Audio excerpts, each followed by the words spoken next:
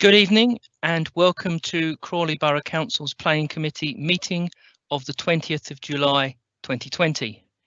I'm Councillor Jonathan Purdy and I chair the Planning Committee. The agenda for this meeting has been published and is available on the Council website. The committee will be considering two planning applications this evening and I propose to deal with those in the order that they appear on the agenda. Unfortunately, there is no in-person public speaking rights at this virtual planning committee. However, members of the public wishing to make representations on the applications before the committee have submitted written statements in advance of the meeting. This policy also applies to ward councillors and other council members who wish to make representations. Their representations have also been delivered in writing in advance of this meeting. All written statements will be read to the committee by the Democratic Services Officer. Can I ask the officers supporting this meeting to introduce themselves, giving their name and their job title? Thank you.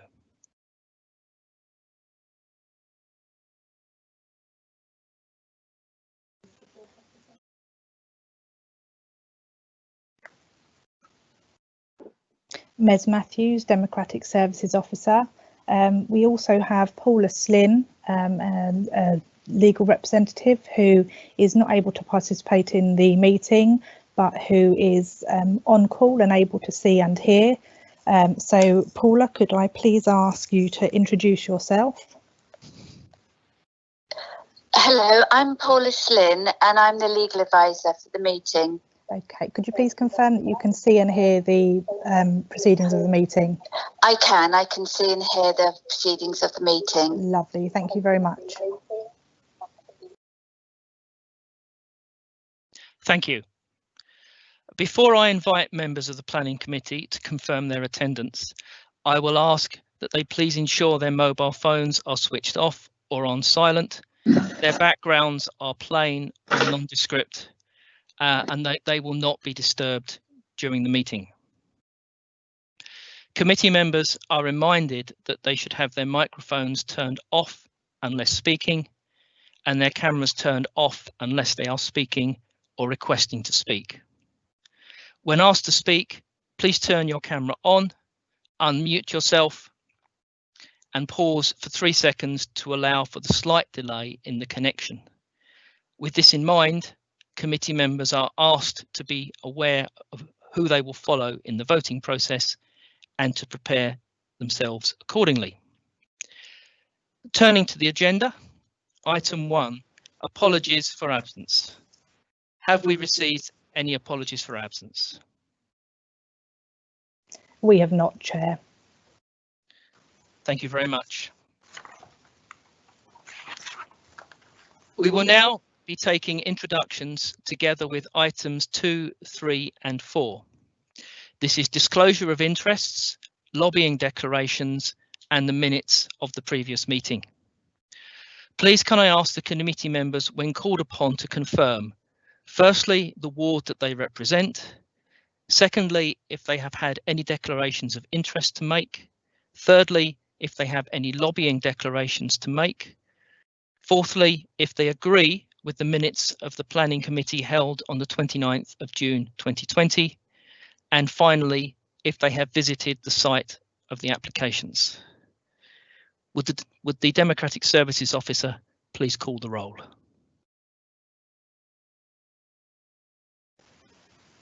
Councillor Asgar.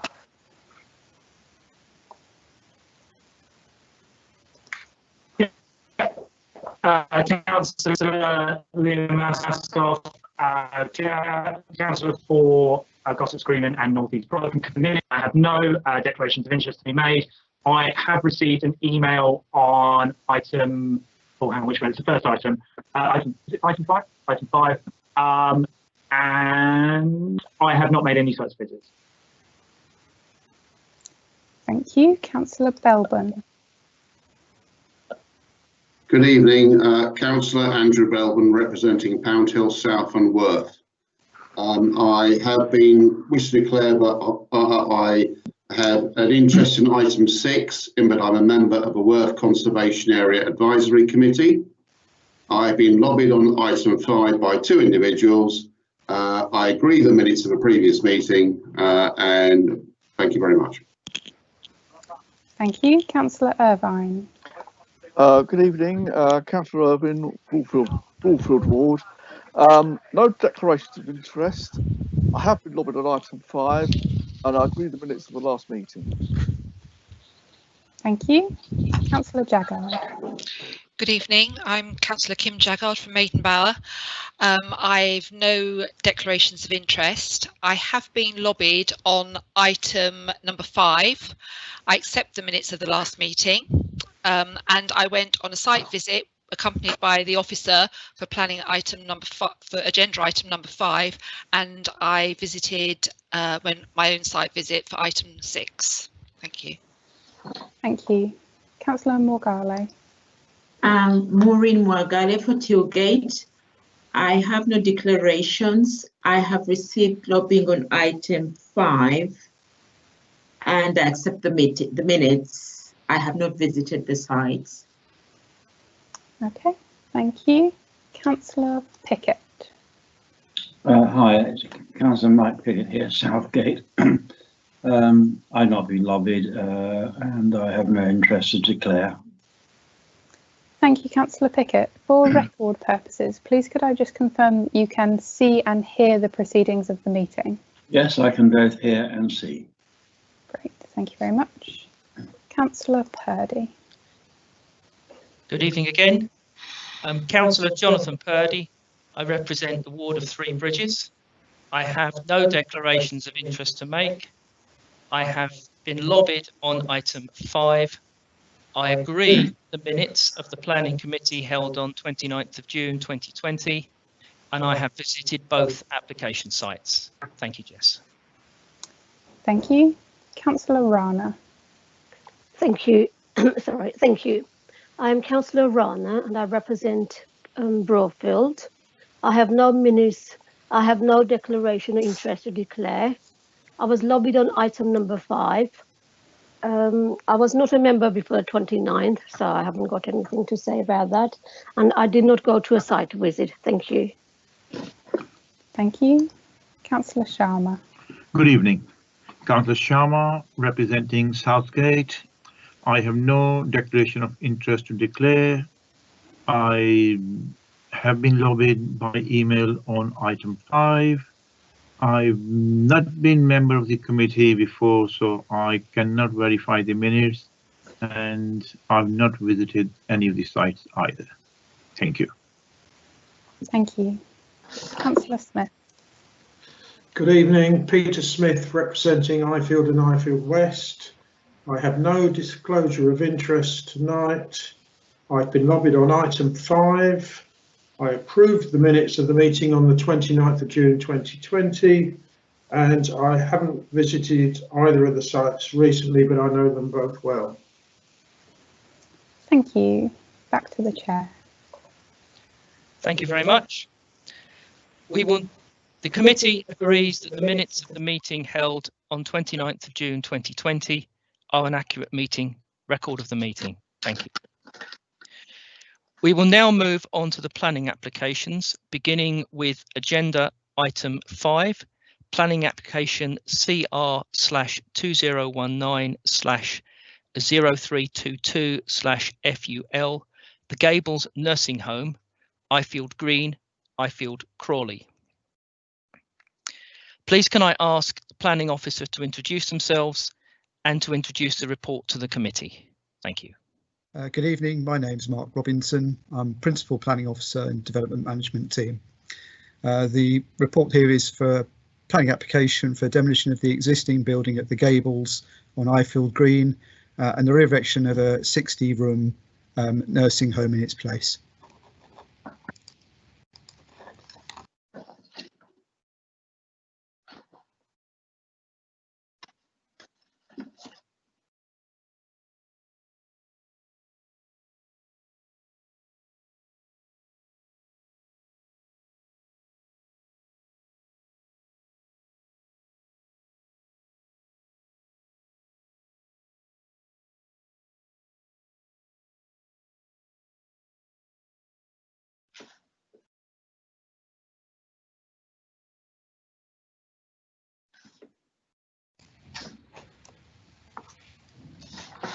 So I'm going to start with a brief description of the site.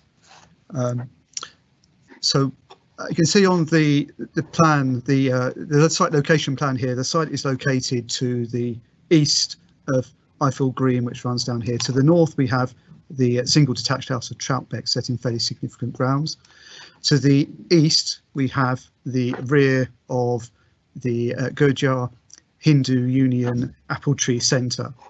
There's woodland here to the south. There's the back of the houses from the Apple Tree Farm development on Spartan Way down in this southeast corner. On the opposite side of the road is a small area of woodland, and beyond that is the River Mole.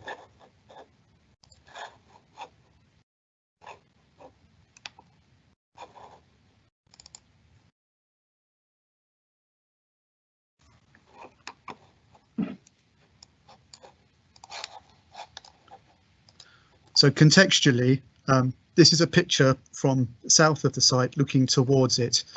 In the front of you, where we have the trees and the shrubs, that is the front of the site, and you can just see the entrance here by the speed bump. And beyond that is the walls of Troutbeck.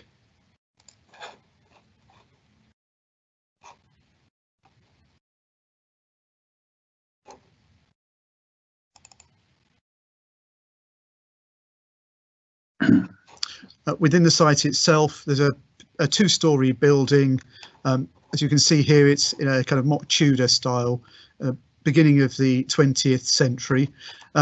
Behind this building is a much larger area of single-storey building, which provides most of the bedrooms for the existing nursing home. As you can see also from the front of the site, there's quite a large tree on the boundary here with Troutbeck to the north, and you can see the area of woodland, or the edges of the area of woodlands here, which are to the south.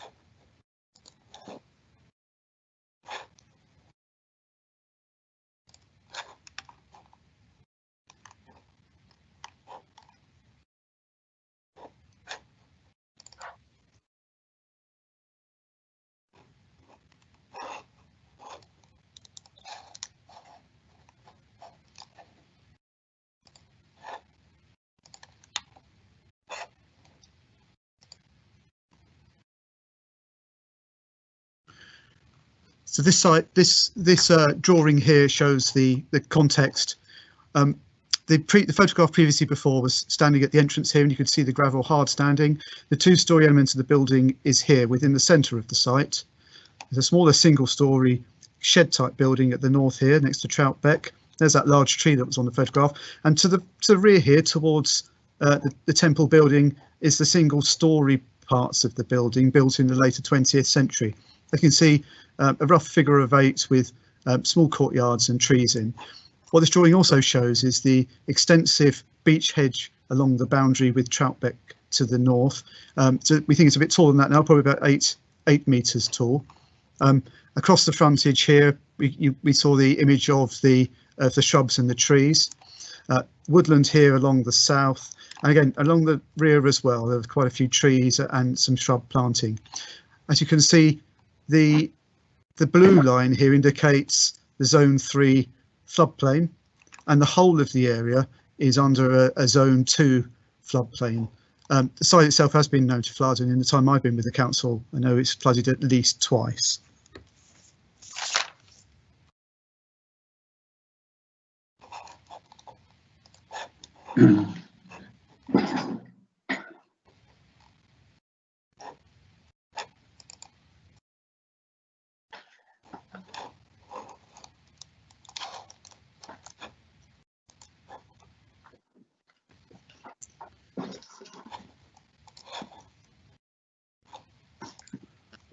So I'm going to start here with the layout of the proposed development.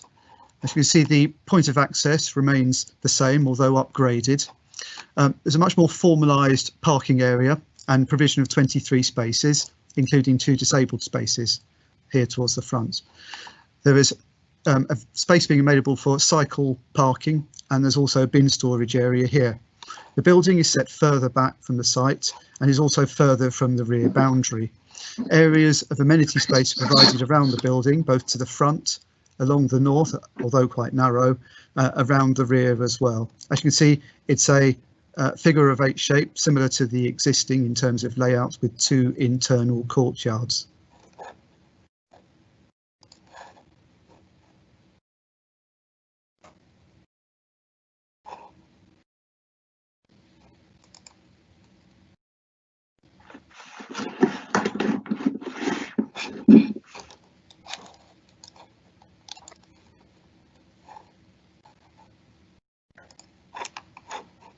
So this is the building proposed. The view at the top here is the front that would face onto Ifield Green.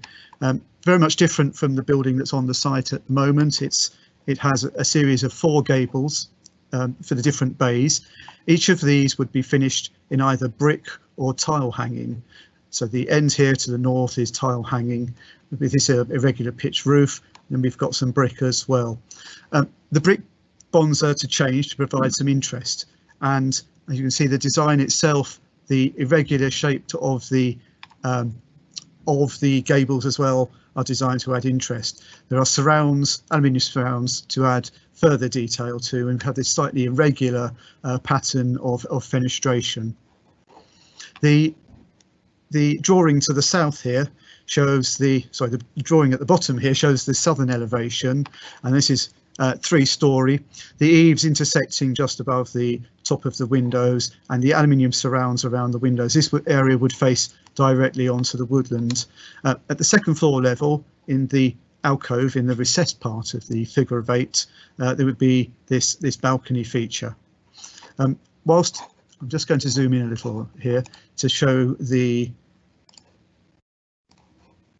so what the elevation also shows is the access areas to the cavity that's proposed under the building to allow floodwater to both allow floodwater into the building and not to be displaced onto other sites. So effectively, there's an empty area under the building, under the ground floor, as with Troutbeck, which I'll show a bit later, where the water would flow through.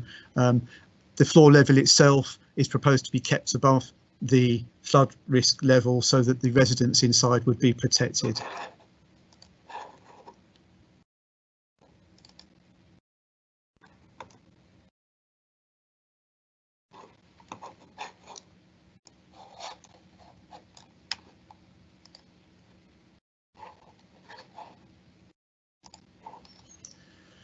So the drawing at the top here is the east elevation. This would face the temple. There are a series of windows, and again these gable features are followed through, and these variation of materials. The area here at 09 would be where the vent would be for the plant room. The drawing on the bottom here is the north elevation, which would face Troutbeck to the north. Again, you can see the vents under the building to allow the water to flow through. And the 1st floor windows have all been angled 45 degrees either to the northwest or the northeast to limit the amount of overlooking to the property to the north. A balcony is proposed at the 1st floor level in the centre of the building, set back 2 metres from the main elevations of the building.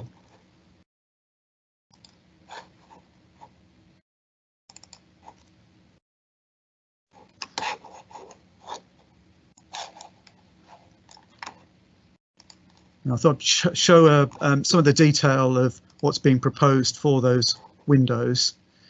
So this detail provided by the applicant shows how they would be angled with the glass at the ends there. And you can see from the view at the top, it limits the viewing angles from when you're standing inside. So if you're immediately adjacent to the window, then you don't have a view to the north. Your view is out to the northwest or the northeast. Again, this is another representation of how it changes the views that you get from the window rather than having sort of straight on. The distance actually between these windows and the south of Troutbeck House is between 20 and 21 metres. Under normal circumstances, that would be an acceptable distance between two-storey facing windows on the rear of houses. So for example, if this was a terrace of houses and this was another terrace here facing each other, this distance would usually be one that would be acceptable to prevent a harmful amount of overlooking. The distance itself then is of its own is acceptable. There was a bit of concern that just given the number of windows that were along here, that if something wasn't done to prevent them looking directly to the north, given they are effectively about 6 metres from the boundary here, there might be a bit of a perception of overlooking compared with what's there at the moment. And it's considered that the changes to these windows prevents that level of overlooking. What we'll do is going to get a photograph up to show you the view from the sort of side of Troutbeck House.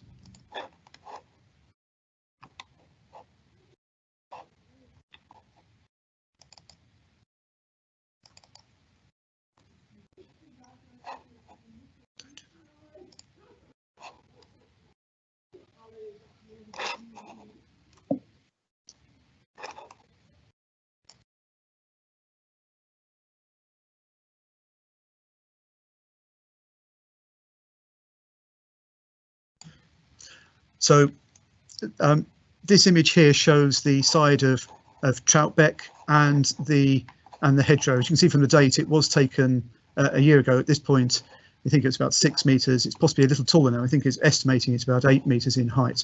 So it's quite a well-maintained beech hedge. Not, as I say in paragraph 5.12, an evergreen. This hedge does lose its leaves, so it is green during summer, spring, autumn. The leaves then brown. They do stay on the hedge, but clearly the impact in terms of the screening from those leaves is reduced. So the assessment made in the report is done taking into account that the hedge would not be there. But what this drawing does show, for example, is, as you can see here at the ground level, Troutbeck itself is raised, and just see the kind of vents on the side here would be similar to what's been proposed on the application site. So there's one on the front here where the water would flow through. This is also a good indication of the relative height that the proposal would be on the adjacent site, so it would be elevated relative to the ground level. The other reason why I was to show this photograph, one, it shows the 15-metre distance from the side of the building to a point over here in the hedge where the boundary is, but it also shows the relationship in terms of the windows. So we have 3 obscure glazed windows on the first floor, but on the ground floor at the front here we have a secondary window to a living room, and there are kitchen windows and doors further on. Just at the back here, and it's not that clear, but there is a conservatory. So there is an area here clearly that is glazed, and there would be the potential for overlooking. It is the side of the house, so that's not usually the sort of location that we spend a huge amount of time protecting the amenities, because we would usually look towards the rear of the house and close to the areas that people would normally use. But there was concern. There was initial concern that, as you say, just given the overall bulk of the building and number of the windows, that in terms of perception, it would certainly feel as though this area was being a bit more overlooked if the hedge wasn't there, and therefore the angled windows that's why they've been introduced to ensure that there's a much more of a sense of privacy at the rear here as well.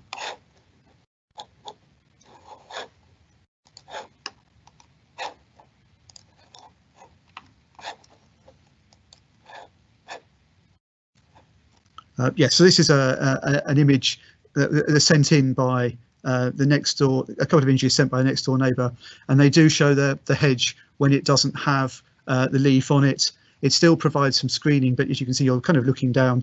The existing building is relatively close to this, and therefore you can see some of the windows that are there. Clearly, you don't see this if the hedge is retained.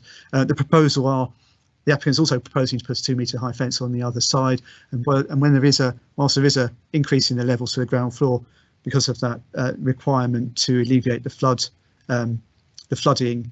it would still create a screen behind the hedge, and when the hedge is in full leaf, and you wouldn't see it.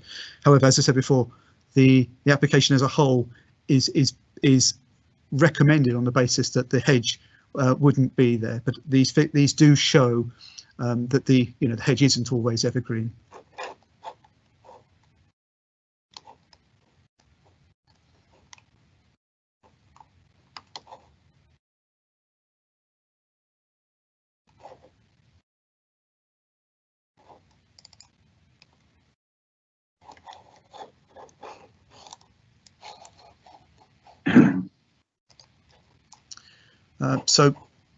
This is a cross section of the building, and again, two reasons for showing this.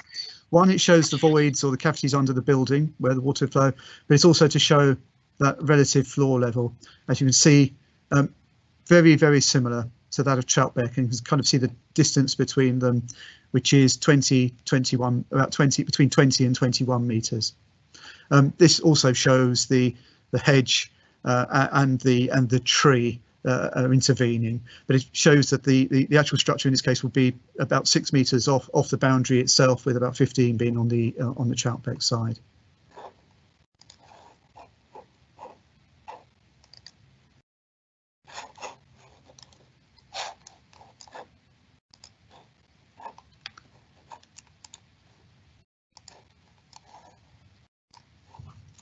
So in terms of layout, the building would provide 60 bedrooms. As you can see, nearly all of these are around the outside. So each of the bedrooms would be provided with with an outlook. There are 4 bedrooms. There are 1 into this courtyard, 2 in this, and 1 on the ground floor of the others that look into the courtyard. Design is to provide everybody with a sense of outlook. The north here, this shows the terrace. As you can see, it would be set back 2 metres from the main facade, which we said was about 21 metres away from Troutbeck, so it would be 22, 23 metres away. And again, because of the building itself, there would be no sense of looking down upon people because it's set back, recessed into the building, and of course there's no views to the sides because the building itself screens them. The potential overlooking would be directly facing. It's a relatively small terrace there. The layout itself, as you can see, provides the communal areas around the centre with a hall as well.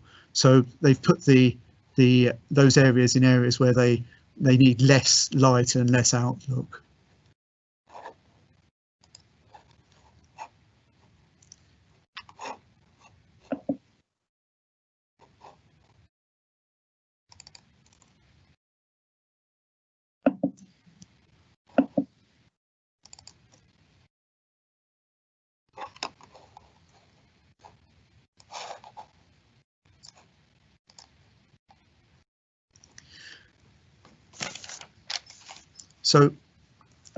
So the officers consider that the modern contemporary design of the building and the proposal to use more traditional materials, whilst retaining the landscaping around the site, retains the sort of semi-rural character of the area, with the front of the site being predominantly car parking.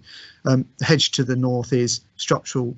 It's part of the ownership of the neighbouring house, but proposal would add 3 additional semi-mature trees as well as those along the front. Woodland to the south would screen those elevations. The setback of the building, therefore, is not considered to have more harm on the character of the area than the existing building. Again, views of the sides are very limited, and again, the view from the temple to the rear would remain to be screened. Impact on visual amenity, conservation area 17 metres to the south wouldn't be unacceptable. The other concern was in relation to neighbours. It's considered that the window layout and the distance to the neighbour is enough to prevent there being a harmful overlooking. It's not to say that the outlook from that house isn't going to be affected. Clearly, from going from a flat roof single-storey building to a 2-storey building with a pitched roof will change that, but it's considered that the distance, the angling of the windows and the setback of the balcony prevents there actually being a harmful impact from those windows, and that the amount of separation between the buildings means that this wouldn't have an overbearing impact on that neighbour either, particularly if you're taking in the context that the existing hedge line would be above the eaves level. If it's retained at the height it is, would be above the eaves level of this building.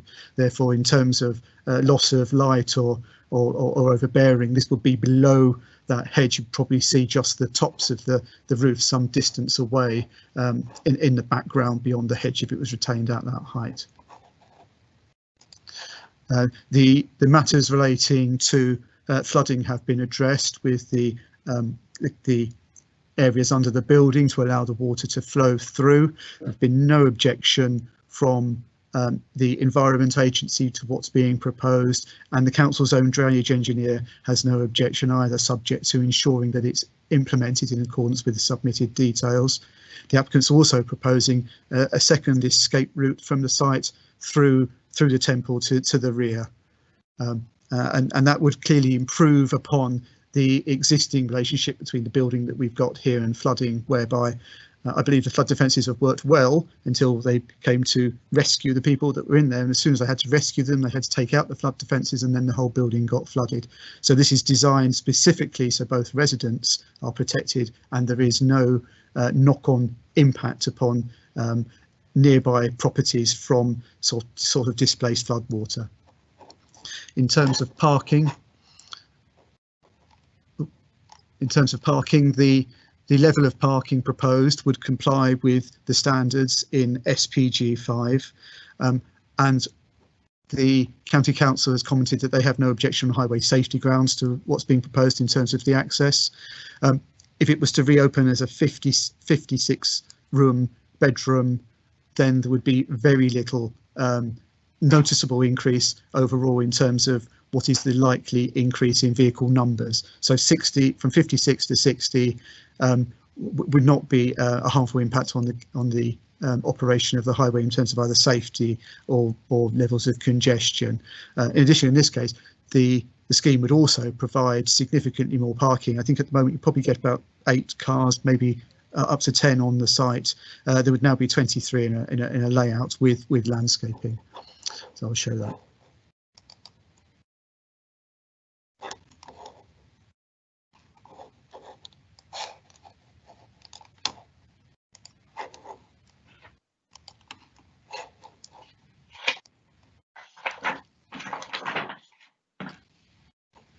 So as you can see, yes, as I say, a significant increase in parking area to the front here compared with what we had previously. There was quite a significant concern regarding the potential impact from noise from a second runway at Gatwick Airport. Now the applicant has submitted additional details. It's overcome the initial objection from the Environmental Health Officer.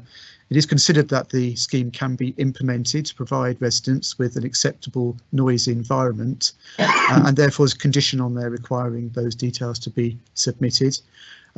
And there's also a condition on there because of the position of the plant room here, relatively close to number 50, is also a condition to ensure that that is provided with suitable acoustic mitigation to make sure there are no impacts on any other residents from the proposal.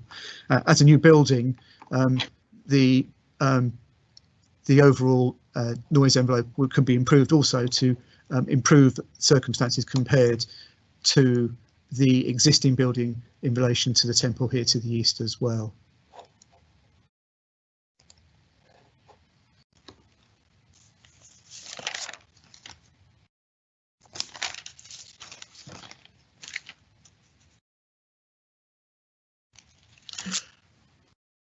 Okay, so on that basis, the application is recommended for permission as set out in the report. Thank you.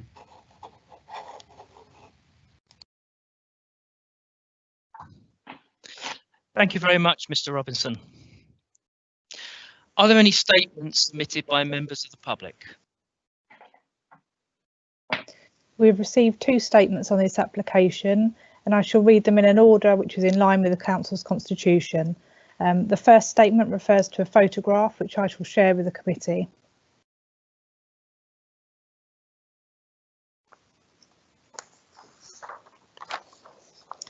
So the first statement has been submitted by William and Linda Salsano, a neighbour of the Gables care home. It says, I would like to state for the record that I'm a lifelong resident of Crawley and I have owned Troutbeck, Ifield Green since August 2000. Our neighbours, the Gables original nursing and care home building, consisted of a single-storey design which had no bedroom windows overlooking our property. The history of the site is a potential for major flooding as this area is in a floodplain. We have suffered 4 major floods since 2000 and the last being in 2013 resulted in the closure of the Gables nursing home. We now have a proposal to demolish the existing building and replace it with a very large development, which due to the flood risk will be elevated, and the proposed new design is for a 3-storey development, and because of the elevation will be extremely imposing. Privacy. The proposal causes us great anxiety due to 2 major factors. 1. There will now be 24 individual bedroom windows overlooking our property. In addition, there will be a side entrance and a stairwell, which will of course be used by a great number of individuals due to the very nature of the care home business. After consultation and discussions, the first floor windows have been angled to provide some measure of privacy. However, this does not alter the fact that we will be overlooked by a great number of residents, staff and visitors. We are disappointed that the design does not incorporate the ground floor windows being treated in the same way and ask why this is. Number 2, viewing balcony area. During the course of the design proposals since the consultation was originally took place in December 2018, we have always been extremely concerned that this is by far the most intrusive aspect of the whole design. This viewing balcony will overlook our lounge, kitchen and sunroom, which has a glass roof, and will have an extremely detrimental effect on any semblance of privacy we will have as a family. We have from day one always raised our objections to this aspect of the design. We would implore the planning committee and planning department to insist this viewing balcony on the north elevation is removed from the design and, if necessary, relocated in any other position other than the proposed north elevation. The agent's reason for continually proposing this balcony is to provide outside space. This is nonsense, as there is more than enough outside space contained within the design around the courtyards and gardens, and I believe it is therefore no other reason than to maximise the available space within the building itself. They have suggested that because the balcony is set back, it will be less intrusive. Once again, this is preposterous, as whoever uses that balcony will have an unrestricted view of our daily life. We feel that no one would be able to accept this intrusion of privacy. Noise and parking. We do not believe there is adequate parking allocated within this proposal and have major concerns for the problems which will be caused by on-street parking on Ifield Green, which is an extremely busy rat run for the airport and will of course add to an already busy area. We also have concerns for the noise levels generated by the new care home and of course for the residents when the Hindu temple has major functions and festivals. We have attached a photograph showing our view of the existing care home and a drawing to indicate the balcony line of vision to our property. Finally, I would respectfully remind the councillors that this new care home is not a nursing home but a care home, and only those with the ability to pay will be allowed to become a resident. Therefore, we must remove any thoughts that this is a community asset, as this is for a profit-making business and not for the good of the community. I once again request you would respect and consider my family's privacy in your deliberations. End of statement number 1.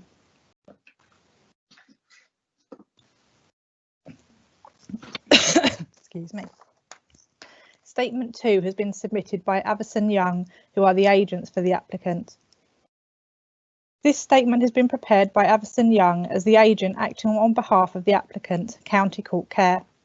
County Court Care is an established provider of award-winning residential, dementia and nursing care for the elderly across the UK. We are proud of our reputation, particularly over the recent events with COVID having quadrupled our investment to proactively protect our residents. Over the past 2 years, the project team has worked with planning officers following pre-application advice and by further refining the application post-submission to proactively address the issues raised. This is demonstrated by the support it has gained from officers and the recommendation for approval. The applicant would therefore like to take this opportunity to outline the key planning benefits of this scheme. Providing modern accommodation. The site comprises an existing 2-storey building which has historically been in use as a nursing home. Prior to Country Court Care's acquisition, the site has fallen into a state of disrepair. The existing accommodation does not meet the requirements that must and should be expected of modern elderly care facilities. The proposed investment in this new care facility will ensure that the site is brought back into its former use. The proposals seek a modest uplift in the overall number of beds, but each with its own independent ensuite facilities set within a modern environment. The evidence base, addressing need. The evidence base which underpins the Council's local plan recognises that there will be an increased need to plan for growth in an elderly population, including those with specific care needs. At least 30% of population growth over the next 10 years is expected to be elderly households. Therefore, it is important that the Council make appropriate provision to plan for the needs of this demographic. This care home will assist in relieving pressure on existing services in the borough, whilst providing specialist accommodation for the elderly, delivery wider benefits, including new jobs for key workers. Addressing historic flooding issues. The recent flooding of the site has further damaged the existing building and presents a problem that requires significant investment in order to be addressed. The proposed development includes raised ground levels, allowing excess water flow to be managed on site without displacement. This design solution is supported by both the EA and the Council's drainage officer and ensures the long-term sustainability of the site as a care home. High quality design. The proposals seek to optimise this brownfield site by replacing the redundant building with a new efficient design that meets Care Quality Commission standards. The scheme has been sensitively designed at 2 stories adjacent to a neighbouring house with the inclusion of angled windows which face away from the property.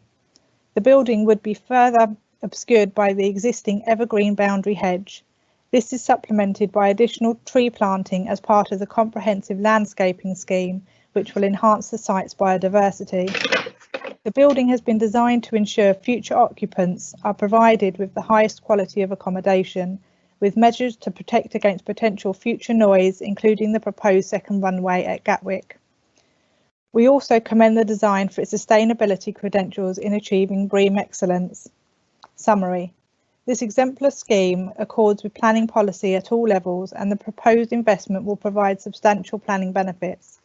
Your support will ensure that this development will come forward, helping to meet an identified need for a growing elderly population in Crawley who require this level of care and support.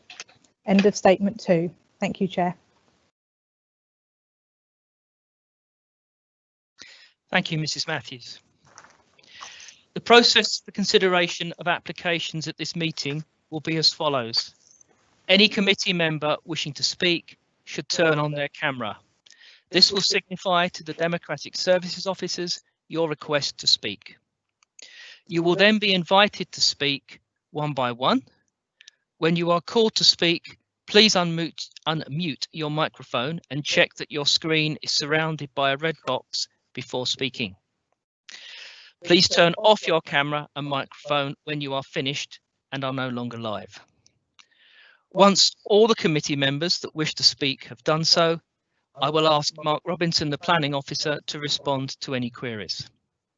We will now begin consideration of this application. Please turn on your camera if you wish to speak.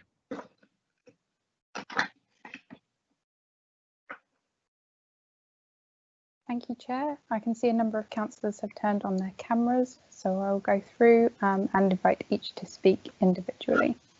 Councillor Peter Smith. Thank you very much. As an Ifield member, I know this site well. I was actually present on the 24th of December, Christmas Eve 2013, and had the very harrowing experience of seeing elderly people being removed from the Gables in boats due to flooding on this site. And in fact, it's lain empty ever since, sadly, despite a high level of need for care homes in Crawley. I'm therefore pleased to see the effort that has gone into the design to limit the deleterious effects of flooding. It's a constant threat in this site. We've been unable to secure from the Environment Agency flood remediation works on the other side of the road, which is something I've worked on for many years. We almost had a scheme, but it never actually came to pass in the end, even though we had the funding. But a new building which has got proper flood protection on it for the occupants, particularly people that are of an elderly condition, is good to see. I'm also pleased to see the effort that has clearly gone into trying at least to address the concerns that the next door neighbours have in Troutbeck related to overlooking. I think it certainly wasn't on the original designs. I went to see the developer presentation, which that took place a long time ago now, but they have since then changed the design of those windows, as Mark has explained to us. And it does seem to me that it mitigates, if not completely removes, the worry about overlooking, except for the balcony itself. And I do wonder at the necessity to actually retain that balcony. It looks fairly small. I wonder if it couldn't just be removed altogether or enclosed so that there is no possibility of looking there. I do know that older people find it difficult to go up and down stairs and lifts, etc., to get outside and enjoy the air outside, but it does seem a very small space, particularly as it looks straight down onto the next door. In terms of the point about who will occupy the care home, yes, we do. We need care homes in general in Crawley. Virtually every single care home in West Sussex is privately operated. I wish that this would be one that would be more affordable, but in any case, it's not a planning consideration, and I don't think we should take this too strongly into account. Really, the Crawley as a town needs care homes for our elderly population, and we should support this use on that basis. I mean, so I'd be interested to hear the officer's response to my comment regarding the balcony, but subject to that, it does seem to me to be a well thought out design that clearly a lot of effort has gone into. It will be a continued use that is exactly the same as already. I don't see how it's going to encourage massive amounts of traffic. Residents of care homes don't go charging around the countryside themselves as a rule, but it's more likely to be the staff and occasional visitors that would cause that. So overall, I think it seems to me to be a good application, and I will follow the officer recommendation. Thank you. Councillor Jaggard. Thank you.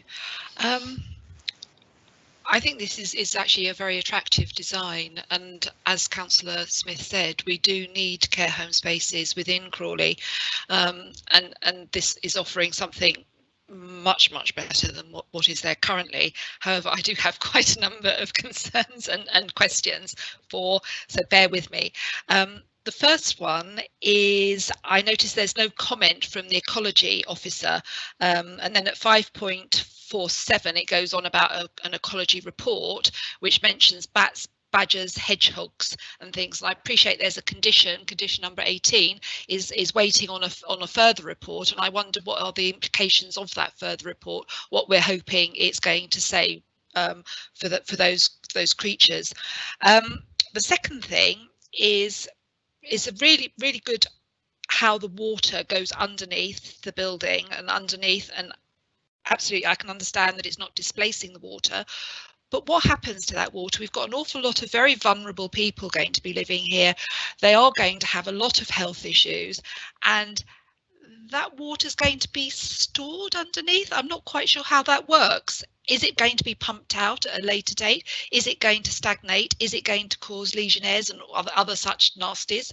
And that is a concern, and it doesn't seem to say that anywhere in the report.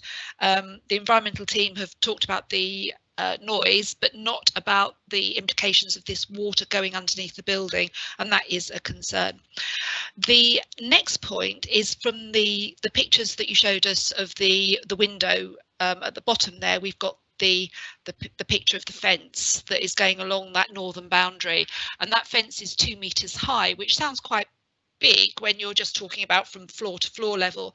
However, the building itself is between 0.5 metre and 0.9 of a metre above the ground. Therefore, the fence, when you're standing looking out the windows, or when you're there, is actually going to be not as high as 2 metres. And I wondered if it could be raised up a bit. Now, I can appreciate that if we want the water to flow, we don't necessarily want gravel boards, but maybe something, raise it up a little bit so that it is actually 2 metres from the floor level rather than 2 metres from the ground level. So that was one thing.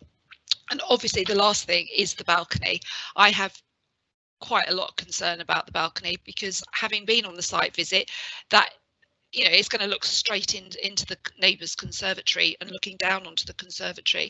I noticed in the same document that Mark showed us, it has the terrace shown, and it shows a balustrade of 1,400 millimetres high, and I just wondered if that, because that's the first time I'd seen that, so I wondered if that is a definite height. But I still have concerns, because you can still look over, and I'm not quite sure what that's made of, whether it's balustrades, whether it's solid. And I wondered whether we could consider an obscure barrier that is even higher than that, maybe a glass, obscure glass type barrier, or, as Councillor Smith said, not to have the terrace at all, because I'm not quite sure whether you get more than one person in a wheelchair on that terrace. It's not very big. It's north facing. It's going to be cold. It's not going to be particularly good outlook straight over somebody's conservatory. So either I'm not sure that we need the terrace at all, and if we do have the terrace, whether it can have some sort of an obscured glass barrier, and I think that would be really appreciated by the house to the north. And it may also cut any wind and gushing round that tends to happen in these wind tunnel type places. So those are my 4 queries. Thank you. Councillor Ascough. Thank you. So I have also the same concern about the balcony and the fact that it's a viewing platform to the neighbour's garden. And I think for me that would be a step too far in terms of that, because they're losing privacy as it is with the residents' windows. Even though they are angled away, they are still already losing privacy, and this just adds to that. And I personally don't think that would be acceptable to myself. Also, furthermore, I have concerns about the level of amenity space for the residents. It seems to be, from what I can see of the plans, very, very limited. Courtyard space within the middle of the courtyard, of the middle of the building, of obviously a 3-storey building. It doesn't seem like it's a great amount of outdoor space to me. I don't see where there is a lot of outdoor space, but also to pick up on the comments before during our presentation, that the communal areas inside the building are areas with less light and less lookout. That to me isn't a great space for anyone, let alone those who might not have as much mobility to be able to get out and about. I mean, to me, the windows already look, the windows on the other side, the bedroom windows look like prison cell windows, as they're designed pretty much quite similar to some prisons. So I think that adds to it to me. So for me personally, the lack of amenity space and what I can see is a major concern, along with the viewing platform to over the neighbour's garden. Thank you. Councillor Morgale. Thank you. Just like the speakers before me, I'm concerned about the balcony facing the neighbours, and was wondering whether, because it's too small, might even be used by maybe staff members more than the elderly people living there. So I'm not sure whether they really need the balcony on there. And the other concern was the water as well. What happens to that water?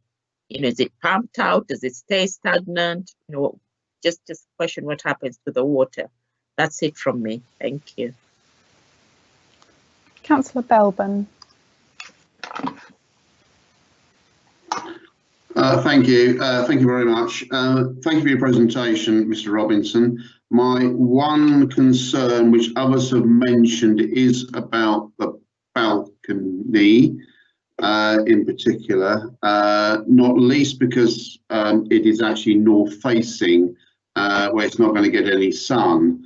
And my own experience, having had my own mother in an Ifield care home for 4 years before she sadly passed away, is the staff like to get the residents out in the sun as much as they can, because let's face it, it isn't that often in the UK, although recently we have been quite lucky.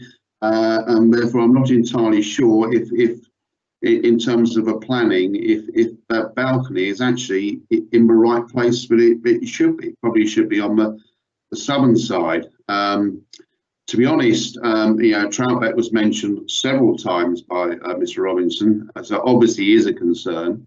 And I just wonder if possibly that area of it should be, amongst other things people mentioned which are good, that area of it should be clearly reviewed. Thank you very much. Councillor Irvine.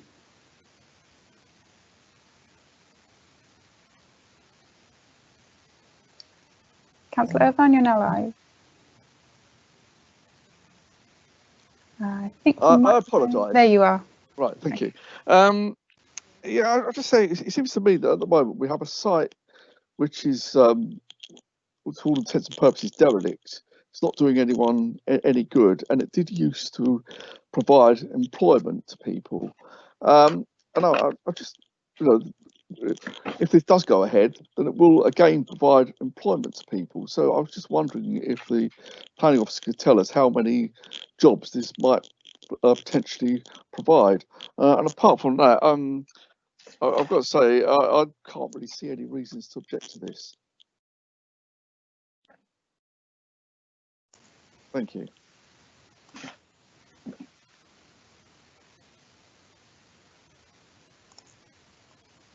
Okay, thank you. Councillor Purdy, do you have any comments you wish to make to the committee?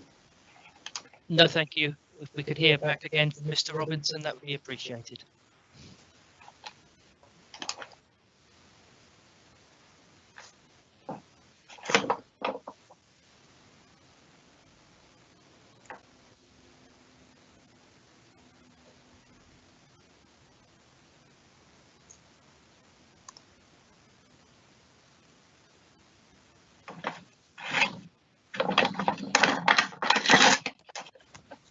Thank you, Chair.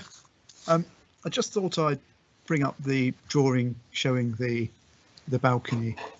It is a small balcony.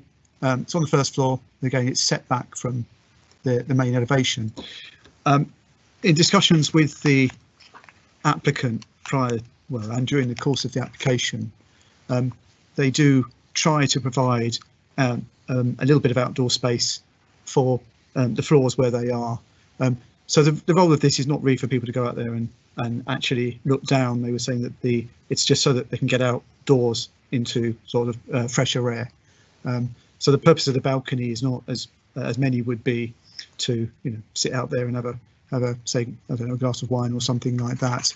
It's part of how they operate more widely, which is why it's at that part of the lounge, so where they can manage people and people can and sit outside. It is a relatively small balcony, but it's just to provide that function. So if I can, I'll just respond to the ecology question. I don't think we've had any formal comments back from the ecology officer, and so what we've done is we've recommended a condition to cover off ecology issues, as no objections have been made to the ecology details that we've had through. So it's a very standard thing to put a condition on to require this additional work to be done and ecological mitigation on that basis. In relation to the water, well, the design is to allow the water to flow through as it would do if the building was to normally flood. And again, generally speaking, it then would either flow out, and the other thing that would be linked to it is it would then dissipate. So it's not designed to be like have a pit to hold the water. It's level with the land around it to allow the water to flow through and out. It's not going to be standing there like a pond. So the idea is not to have sort of large amounts of water standing there stagnating or anything else. The building would be pretty unusable if that was the case as well, because you just end up with as you say, it would smell and everything else that went with it. So part of the overall scheme is to ensure that the other areas of the site as well, such as the parking, are also permeable or built in a way that allows the water to dissipate and then slowly spread out into either back to the watercourse or into the ground around the site. There was a question about the amenity space. Yes, the design is to provide some outdoor amenity space. So at the rear of the site, they're actually providing more amenity space adjacent to the Hindu temple than there is at this time. That's a wider area of land, and they were going to put paths in and landscape it. The courtyard areas and the areas to the specifically the courtyard areas also provide the envelope of the building actually provides effectively a screen for those areas to be used to prevent any potential noise from the second runway at Gatwick Airport as well. They are, as I say, they're relatively small, but they are in the existing building. There's also amenity space to the south, which is along the side of the building, and there will be some amenity space for residents at the front as well.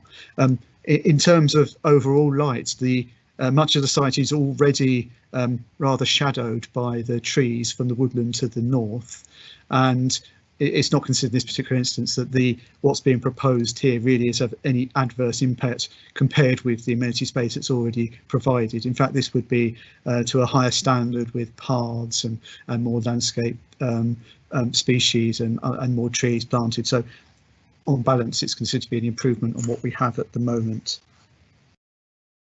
Yeah, I think Councillor Smith answered the question about the care home and who was sort of running it. Yeah, it's not a matter for the planning authority to be involved with who would manage it, whether that's private or public body. Councillor Jaggard brought up a question relating to the fence. Now the general landscaping for the site will be covered by the landscaping condition which hardens soft.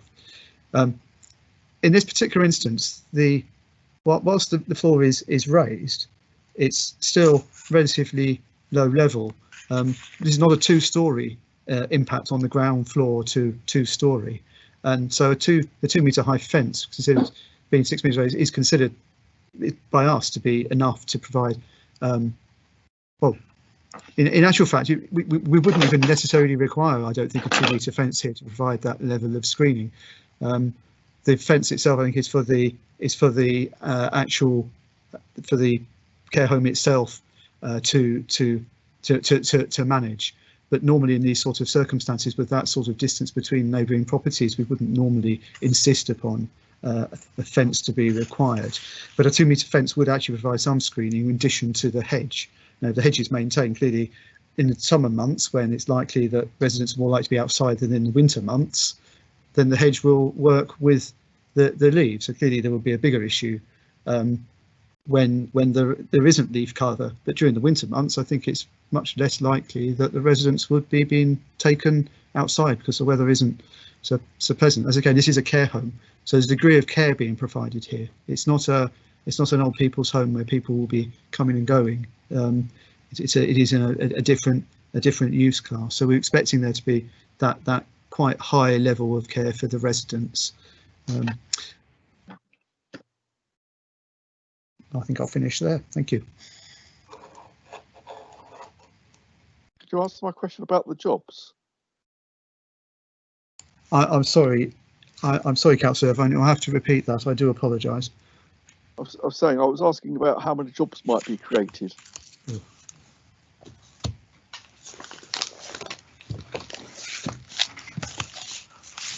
Sorry.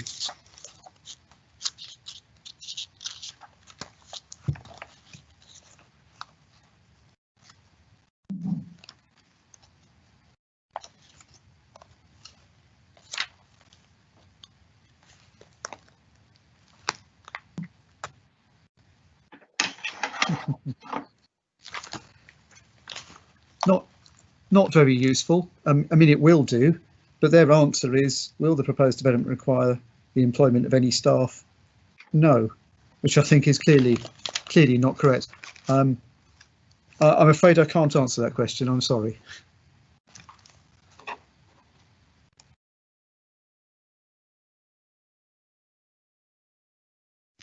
Thank you very much again, Mr. Robinson. Are there any other questions or matters from the members of the committee? If you would like to comment or discuss further, please turn on your camera. Thank you. Councillor Jaggard. Thank you. We didn't cover the balcony in what are we going to do? It seems to me that a lot of us are very concerned about the balcony. Is it possible to put a condition on, or that we have a obscure glass screen, or a condition that the balcony is actually not actually used, and maybe just have it as not there at all?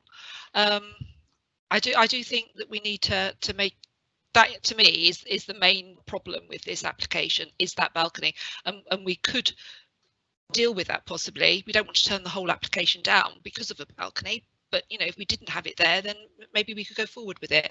I think we do need to have some guidance on what we can do about it to stop it being used, to stop it overlooking the house. Mark Robinson. Thank you, Councillor Jaggard. Well, given the purpose for the balcony is not for the provision of outlook in the same way that your average kind of residential balcony would be, we could propose to have some form of screen there so that the residents could go outside, but we could reduce the potential amount of overlooking.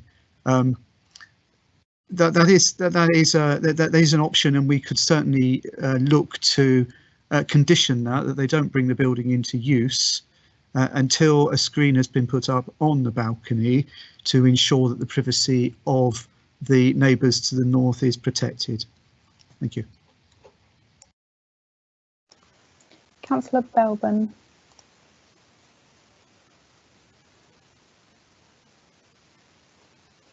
Councillor Belbin, it looks like you are on mute. I apologise. Can you hear me now? Yes. I apologise. Yeah, I was just going to back up what Councillor Jaggard said, in the sense that, you know, taking the application as a whole, it looks very, very good. But if you take the application as a whole, this 2 or 3% is going to incline possibly a rejection in certain people's minds. I take on board what Mr. Robinson has just said, but you know, I'm slightly concerned it's on the north side, which is never going to get any sun, so I'm not exactly sure why it's there. Will not be possibly repositioned to another part of the design, say the south side, which won't be overlooking anybody, and we'll get the maximum sun effect. That's just my thoughts. Thank you.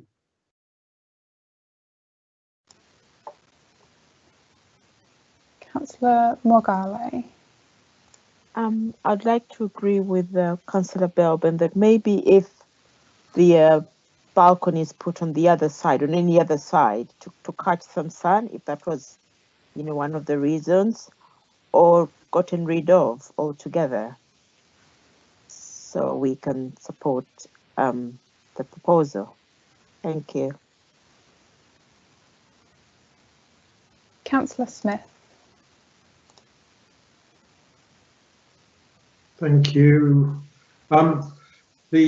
Mark's just explained how we could add a condition to have obscure covering on the balcony. The recommendation is to permit. I think we broadly like the application set for the balcony, so I would propose that we permit the application with imposition of a condition around obscuring the balcony as outlined by Mark Robinson. Thank you.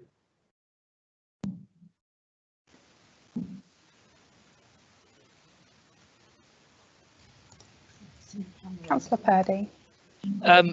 Thank you very much, Councillor Smith. Councillor Smith has proposed that we place a condition on the building around screening for the balcony. Are there any members of the planning committee who would like to second such a proposal? Thank you. I'll be happy to. Go on, Kim. I suggested it first, having some sort of screen up there, and yeah, I think that a screen is definitely something that we need to stop the overlooking, and I would second that proposal.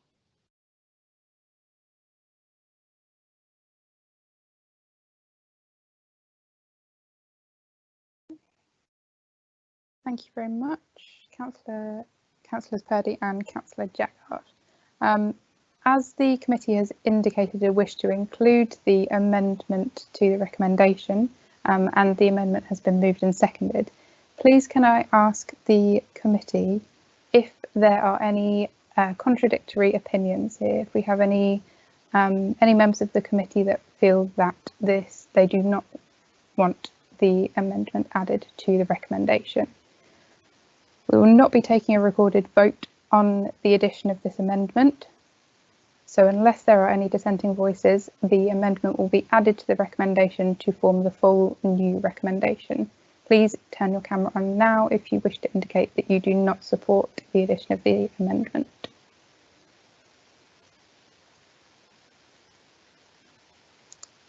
Okay, thank you. I can see that no councillors have turned on their cameras. So back to the chair. Thank you very much. The second question that was floated was whether or not the balcony should be permitted at all. I'd like to ask the advice of the planning officer as to whether a condition could be attached for the removal of the balcony, or whether this would entail rejection of the entire application. Mr. Robinson, if you wouldn't mind, thank you.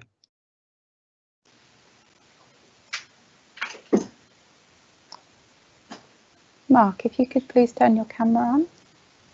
Camera as well.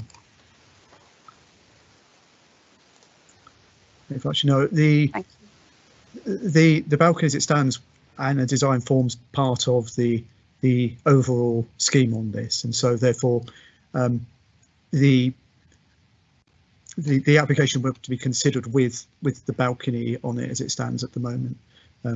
I would just like to add on, just to answer the question about the lights on this, that there is a balcony has been proposed on the southern side at the first floor, but even on the southern side of the building, there are trees there. So the issue here is not with providing light and things for this, it's provide a little bit of outdoor space.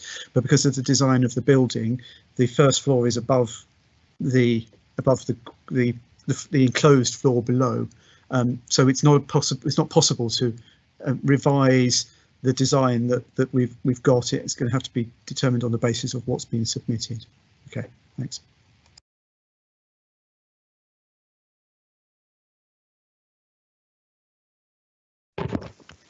Councillor Jaggard. I'm really sorry. Just then, Mark said about lights. Are there going to be outside lights on this balcony as well? Just because I didn't notice them in the application. And if there are there any limits as to when those lights can be on and when it has to be dark?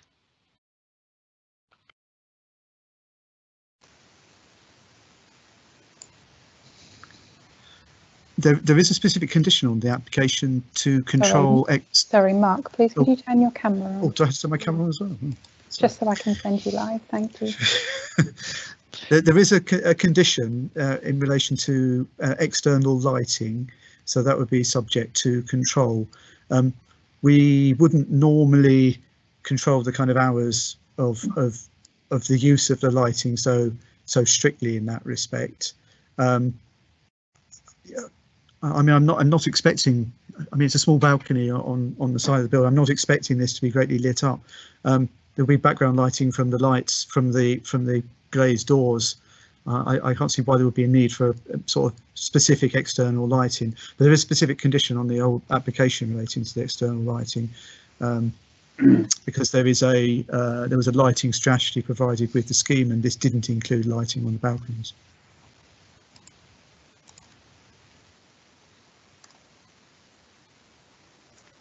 Thank you. As we've had confirmation from the committee that an indication from the committee that they would like the amendment added to the recommendation, please could the planning officer just confirm a draft of the wording that will be formed to create this amendment to the recommendation. Thank you.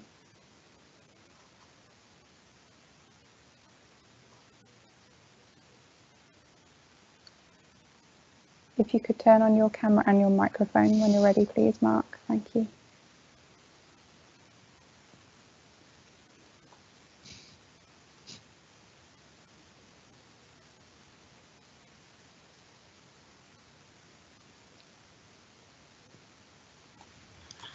Sorry for the delay there.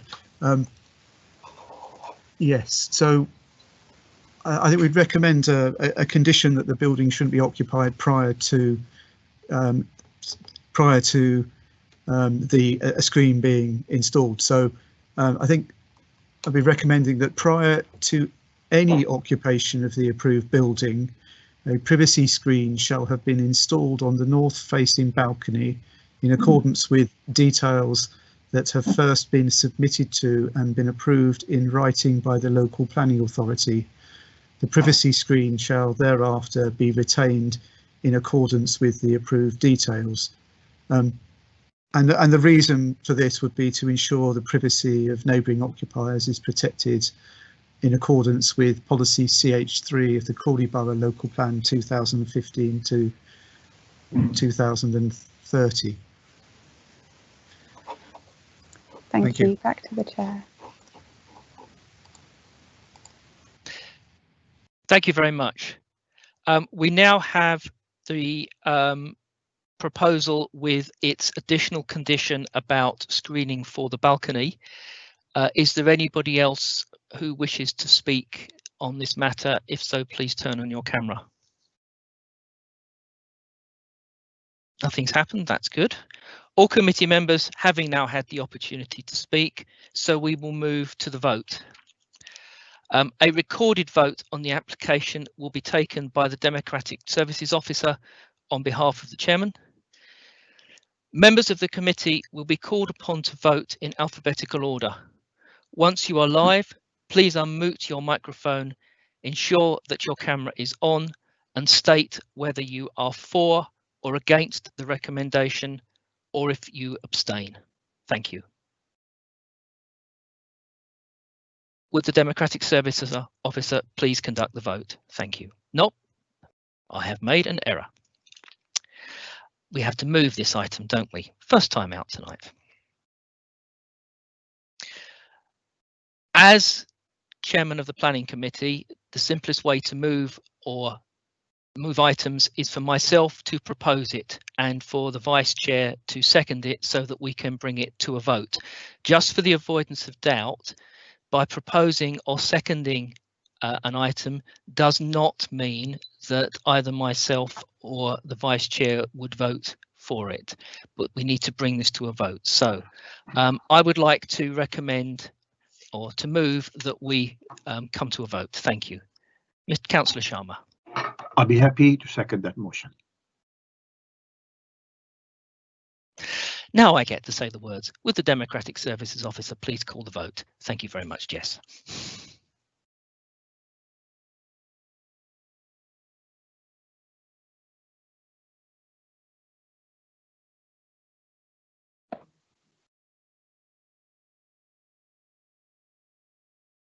Jess, you need to unmute yourself. Beg your pardon. Apologies, everybody. So the recommendation is to permit. This is a recorded vote being taken on agenda item 5, the Gables Nursing Home, Ifield Green, Ifield, Crawley. Councillor Ascot. Against.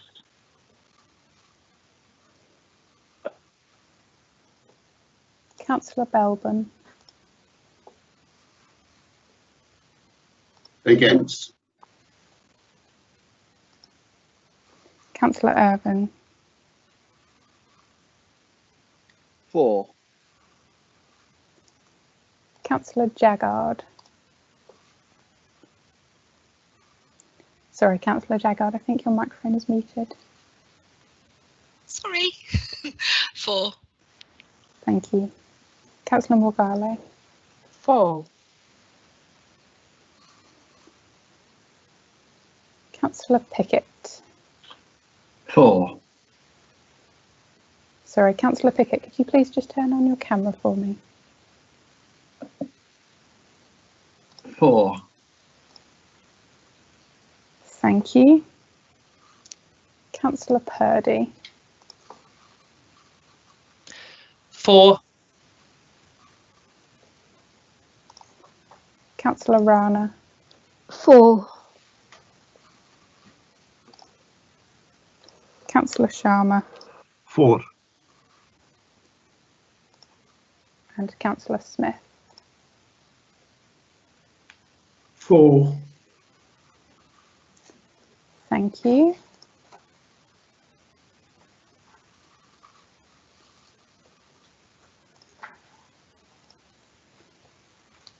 Chair, the vote has been taken.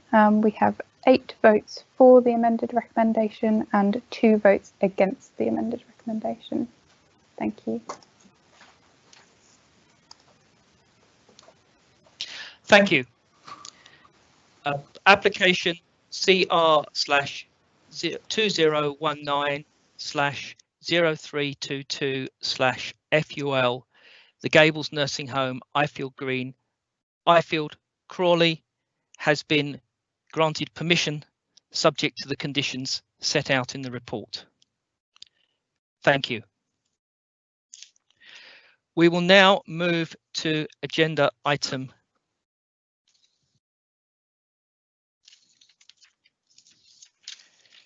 6.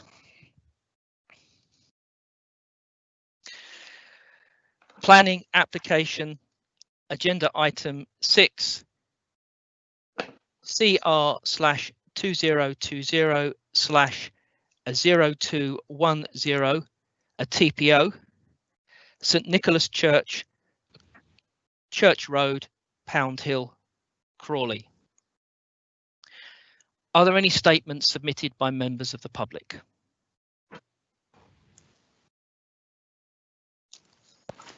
Sorry, Chair. Just a procedural note.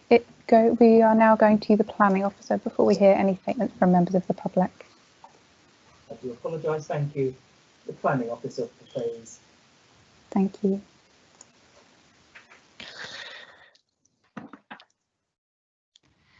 Good evening. My name is Jean McPherson. I'm the Group Manager for the Development Management team at Crawley, and I'll be presenting item 6, which is St Nicholas's Church, Church Road, Pound Hill, Crawley.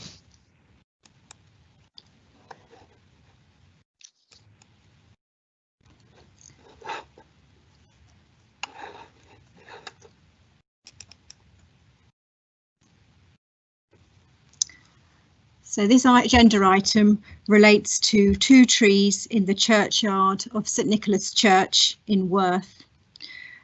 They form part of a tree-lined avenue along the main footpath from the church road to the west door of the church. So on the screen before you, as you look at the plan, oak tree T6 is a turkey oak on the left-hand side of the path, and tree T7 is a lime tree on the right-hand side. As seen from the plan, the 2 trees are at the southern end of the path, closest to the church. They are 2 of several trees which line either side of the footpath, and you can see those marked with the T numbers up to T13. So there's another 5 on each side, and then there's T11 a bit further away.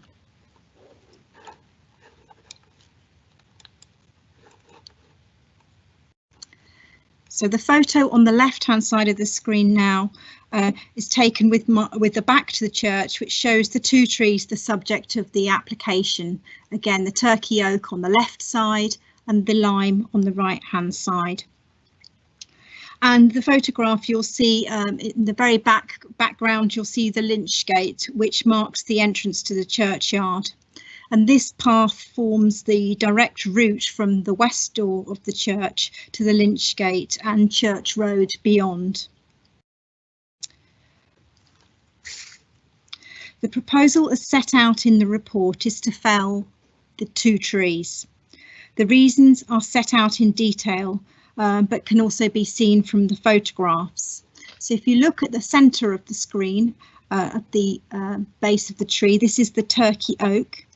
In the centre image, you can see that the roots are encroaching into the path and pushing up the footway, making the path uneven and a trip hazard. The lime, which is on the right-hand side, where my cursor is now, is also causing the same issue, although to a slightly lesser extent. The church say that the path is getting uneven, and I think that's evidence from the photographs. But it's also getting difficult to use due to its restricted width. So from these photographs, they show the relative width of the path looking in both directions. So on the left hand side looking up towards the lych gate, and the right hand side the other direction looking towards the west door of the church. And the piece of paper in the middle is an A4 sheet, which is approximately 30 centimetres in length, to give an idea of the width there. I say the path's getting uneven, difficult to manage with restricted width, and makes it difficult for pallbearers, wheelchair users, people with buggies to safely use the path. In support of the application, the applicant also states the trees are over mature and no works such as root pruning could manage the problems impacting upon the path. The church also has a duty under the Disability Discrimination Act to take reasonable steps to remove or alter physical features to improve access for disabled people. As those of you who have been on the committee earlier this year will be aware, there has been a previous application this year before the committee for the felling of all 12 trees along the footpath and the planting of new tree avenue further away from the pathway, and that was refused by the committee as set out in 3.1 of the report. This new application is for much lesser works and the felling of 2 trees nearest the church, which have the most impact on the users of the footpath and appear to be encroaching most of all into the footway. The relevant legislation and policies in respect of this application is set in section 4 of your report. I draw to your attention to the planning practice guidance note, which requires the local authorities to assess not just the amenity of the trees in the wider area, but whether the proposal is justified and the reasons given to support it. In this case, officers consider that the 2 trees now proposed to be felled would result in very limited loss of visual amenity within the churchyard, as the avenue approach would be retained by the remaining specimens. Views into the church from the wider conservation area would not be greatly affected. It is not considered the impact of the wooded character or the setting of the conservation area or church would be harmed by the loss of these 2 trees. And the applicants have sought a greatly reduced level of works from the refused proposal. Officers feel that the removal of these trees has been demonstrated. The applicants have been clear the rerouting of the path is not a practical option, and this option does seem the minimum amount that could be done to address the restricted path width along this route, which is the key route into the church. The tree officer does not consider the removal of the trees would destabilise the remaining row for the reasons set out in paragraph 5.14 of the report. The impact on visual amenity and loss of the trees is considered acceptable when weighed against the safety risks and access issues and damage being caused by the 2 specimens in particular, and to balance the church's requirements for safe and adequate access. The officer's recommendation is that consent be granted to fell the trees in order to allow the path to be repaired, and that 2 replacement trees of similar species be planted further away from along the path in order to maintain the ongoing long-term amenity of the tree avenue. Thank you.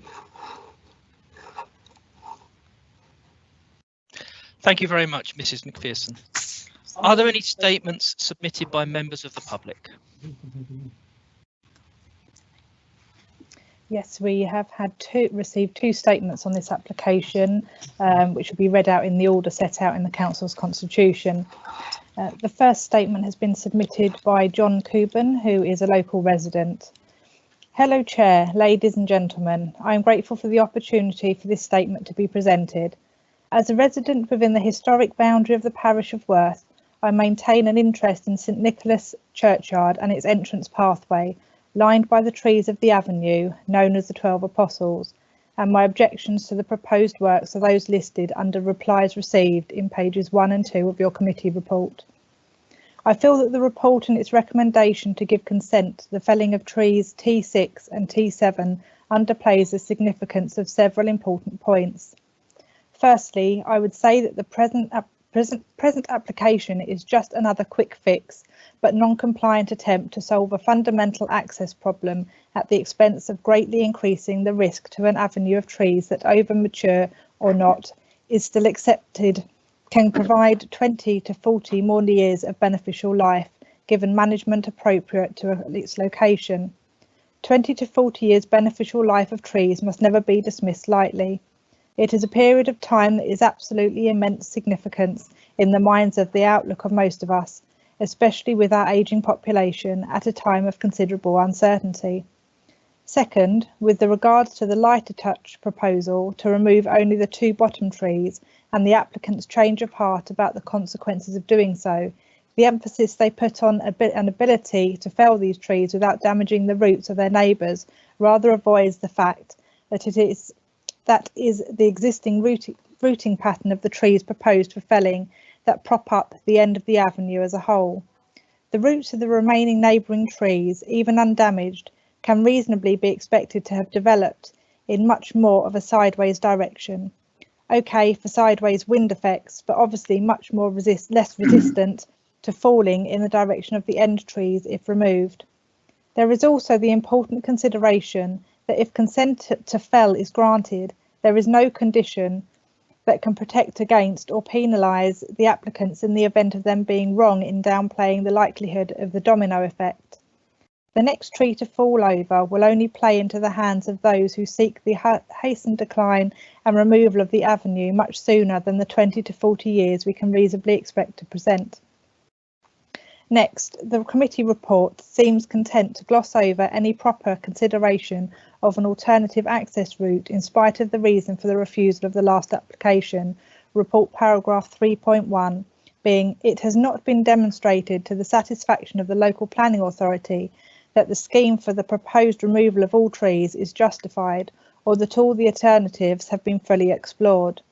It should be noted that previous consideration of applications in relation to the Pathway Avenue made reference to designs commissioned in 2013/14 by the parish of Worth and Maidenbower as drawings 094-03A sketch layout and the 094-04 entrance pathway proposals, which showed an alternative route.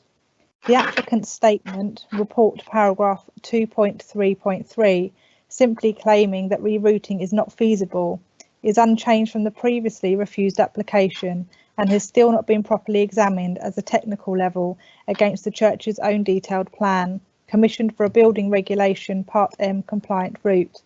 The applicant evidently seeks to keep these plans under wraps whilst it perceives a chance of keeping the existing oversteep path without any troublesome trees. Next, regarding the present inconvenience but not impassability associated with the existing trees, with 20 to 40 years of otherwise beneficial life and therefore time to iron out any issues associated with an alternative route, it would seem unnecessary to give consent to the presently proposed felling. Lastly, in reiteration of the final point in my objections, but not dealt with in the report, any immediate consent to the felling of either or both trees T6 and T7 would carry with it the Council's approval for the applicant to wholly rely indefinitely on a single non-compliant means of access to St Nicholas Church and Churchyard. I hope this is helpful and thank you. End of Statement 1. Statement 2 has been submitted by Hal Appleyard, who is the agent for the applicant. Further to the arboricultural report submitted as part of the application and to the report prepared by Mr Spurrell, Crawley Borough Council Tree Preservation Officer, reference PES/353 open brackets B close brackets, the applicant would like to reiterate the following points for the committee's consideration. 1. The proposed removal and replacement of 2 trees from the southern end of the group of 12 trees will have a negligible visual impact upon the landscape and the conservation area. 2. The tree's basal roots are causing a significant constraint to the normal and expected use of the church path, which is regularly used by staff and other site users, many of whom are elderly and infirm. 3. The roots are a trip hazard, the like of which would simply not be tolerated by a highway department, for example, where the trees to be growing from within a paved public pavement. 4. Pruning out the roots will inflict unsustainable harm upon the trees, causing decay and instability. Relocating the path is not feasible owing to the position of existing graves. Repairs to the existing surfaces does not remedy the constraints that are caused by the tree's trunks and roots. 5. There is a foreseeable risk of harm and injury resulting from the position of the tree's roots and their growth. The council will be liable for a claim for compensation if at the time of its decision to the application there was a foreseeable risk of harm which could have been reasonably avoided by tree removal. 6. The church has a duty of care to the public and to the users of the grounds. Currently it is unable to reasonably discharge that duty. There is a clear breach of the health and safety legislation for which the council could be held accountable. 7. Given the negligible impact arising from the removal and the subsequent replacement of the 2 trees, it is now not only eminently sensible, but it is also prudent to remove and replace the offending trees. End of Statement 2. Thank you, Chair.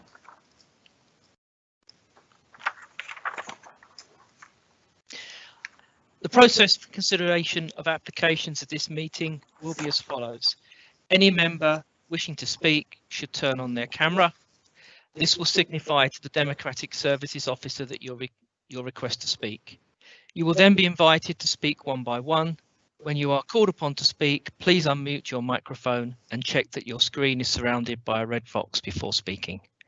Please turn off your camera and microphone when you are finished and are no longer live. Once all committee members that wish to speak have done so, the planning officer will respond to any queries. We will now begin consideration of the application. Please turn on your camera if you wish to speak. Councillor Rana. Hello. Looking at the pictures, I mean, they look really healthy trees and they look beautiful as well. And it's a shame, really, I mean, that they can't be saved. I mean, like you just read the statement out, Mez, that there are graves nearby. But I mean, I think it would be better, really, instead of, I mean, cutting the trees down and felling them completely. I mean, just make a new pathway. Because like they say, I mean, they're old trees. There's about 12 of them altogether.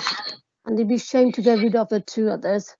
It would be better to get a new pathway. But then whatever, I mean, maybe, I mean, they do look very, very close by. I mean, maybe probably in the winter or when it's wet, I'm sure people have difficulty walking on the grass.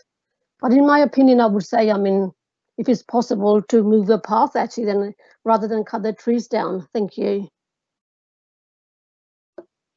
Councillor Pickett. Yes, I think that to hear Rana's suggestion is not a bad one, actually. Why not reroute the path? It's really with a heavy heart that one would want to ruin these, destroy, take up these 2 quite old but beautiful trees. So I agree with what Tahira Rana had to say. Councillor Jaggard.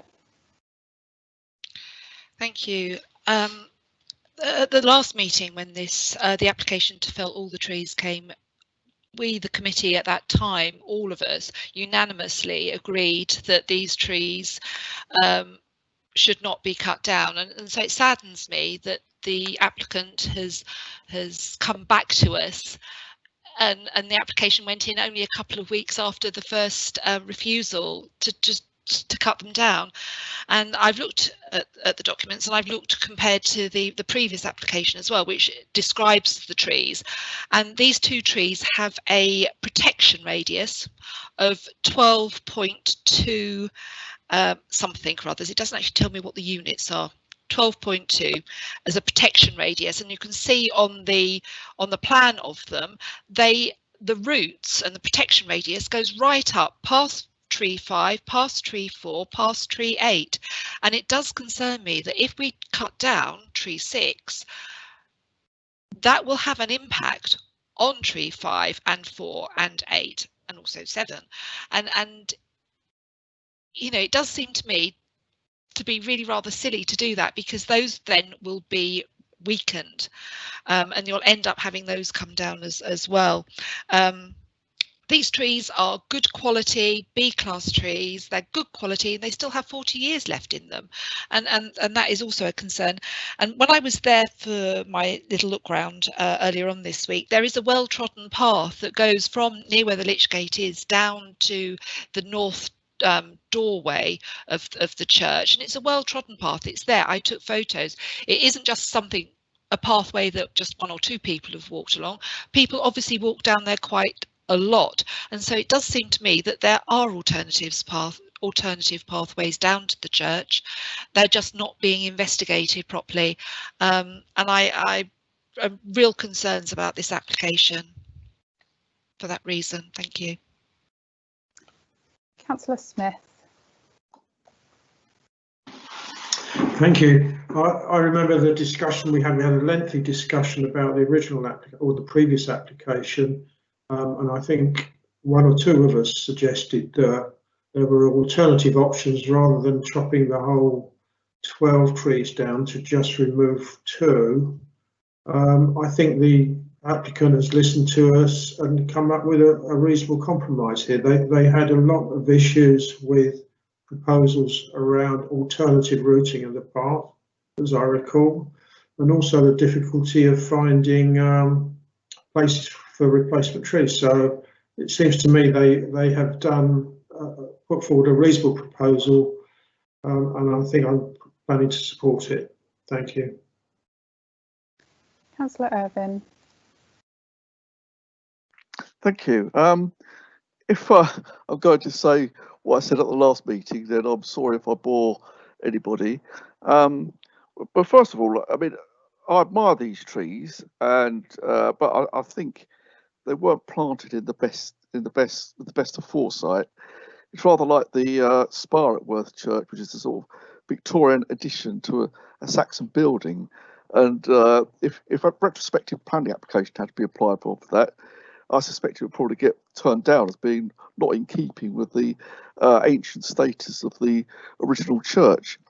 Now, what concerned me about this was that these trees are called the 12 Apostles. I'm not a religious person, but I can see that for some people that might have a lot of significance and might matter a great deal to them. And I tried to find out more about the 12 Apostles through looking on the internet. There wasn't much information available, but it seems likely that the trees were planted to represent the 12 Apostles. And if you lose 2, then obviously you're down to 10, and the significance of them is reduced.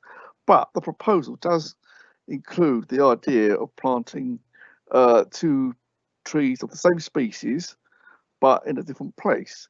Now, what I would like to ask the planning officer is, can the trees be planted in a different place which would preserve the kind of integrity of the 12 Apostles, which in effect is part of Crawley's heritage? I think we need to keep that. But on the other hand, I do appreciate that the church does have the best interest of its parishioners at heart, and it has explained why it believes that a path can't be rerouted through what is an ancient burial ground. Thank you. So I think I will be supporting this. Thank you. Councillor Belbin. Councillor Belbin, your microphone's on mute. My apologies, done it again. Thank you. Yes, I know the area very well, having been brought up in Pound Hill, and my bands were at this church 35 years ago, as I mentioned in the last meeting. Regarding rerouting, there was an issue with that in the sense that you couldn't reroute around some of the graves, apart from one which Councillor Jaggard has mentioned, which seems to have been acquired over time. I went to have a look actually at the weekend. My apologies, has been mentioned that earlier, but I'd like to have a good look again. And it really is an obstacle course to get through, and I fully understand the problems which have been highlighted and raised as a result. I understand that the last two at the end nearest the church are the two which are closest together. That is certainly true. With your back from the church, looking back up towards the Lichgate, to be honest, the next one on the application will be about the third or fourth on the right as you look, because that is really digging up the path as well. So, but to fail all 12 was plainly ridiculous, because some of them are actually, you know, very healthy. They're all very healthy, but some are not actually interfering with others at all. My only concern, which I will repeat, which I made at the last meeting, I think it was the 10th of March, which I'll repeat again because there are several new members on the committee, was the report was carried out by Mr. Sparrow, and with the greatest respect to Mr. Sparrow, he's extremely good at his job, and he's extremely good at retaining as many trees as he possibly can. He, you know, I'm never ever going to question his professionalism in any way, shape or form. The fact that he is recommending consent for this is not something he would do lightly. He would have frankly, a heavy heart making some decision to lose a couple of trees, and therefore I think that's something that, you know, given Mr. Sparrow's professionalism, should be taken on board. Thank you, Chair. Councillor Purdy. Thank you. I was a member of the planning committee at that meeting in March where we rejected the original application to fell all of the trees, and I think that was absolutely the right decision. The conversation then, and from what I see now, around felling the two down closest to the church that encroach the most on the path, I think is something that we came close to discussing and almost agreeing upon at that last meeting. I completely understand the desire to reroute the path and the challenges to doing that through an ancient burial ground. I think this application is a reasonable and realistic response to the views of the planning committee as we expressed them back in March, and certainly at the moment I am minded to accept. Thank you. Councillor Morgale. Looks like a new application has come in and they're trying to save the other 10 trees. My question would be that how long or what will be done to save the other 10 trees? Or will we be back here next year asking or seeking permission to cut another 2 or another 3 trees? Is there something that will be done to save them? Thank you. Councillor Belbin.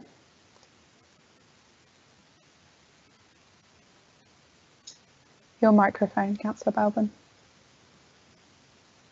Get it right one day. Thank you. Thank you. Just to really reiterate the point which Councillor Morgali has just made, is there any way we can put into the application, if it is accepted, some sort of condition that the remaining 10 remain sacrosanct? Because I mentioned in my view, there's at least one which will be, to be honest, next on the list. Thank you.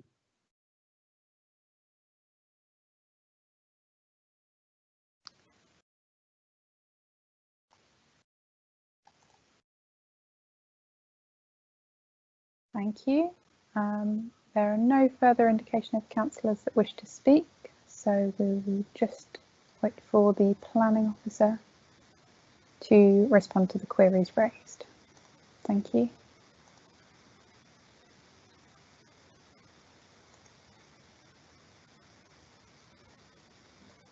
Thank you very much. Yeah, I'll just take those questions in turn. So I think there were two questions raised about rerouting, or why not rerouting the path. I think probably the best thing to do is pop back up the photographs to illustrate that point. They on the screen now, hopefully. I think several reasons, main reasons why the path is not really practical to be rerouted. I think that has been explored in the past by the church. There's certainly evidence on this file, but also on the past file you considered, which looked at alternative routes down. What isn't maybe evident from that photograph is that there is a bit of a slope on the site from the Lynch Gate down to the west door. And also that the path obviously is, if you like, the desire line, or the most direct route from the Lynch Gate to the west door, which is the main entrance into the church. So clearly there's a strong preference to keep that route accessible and free. The other thing to say is obviously the church is a very ancient church, a sort of Norman church, so there's a lot of graves in the graveyard. A lot of them, while there is a grave map which I've seen on the previous application, it's probably incomplete in that it wasn't, the early graves weren't documented. So to find a logical route through the graveyard is quite challenging. So I think my officer view is that they thoroughly explored the option of an alternative path, and I'm satisfied that they've had to abandon that idea. There was another question, I think, regarding the tree protection radius and whether there's sort of damage to maybe the other trees from taking out the two at the end. I think Councillor Jagger was referring to the plan, which I'll try and put back on the screen now.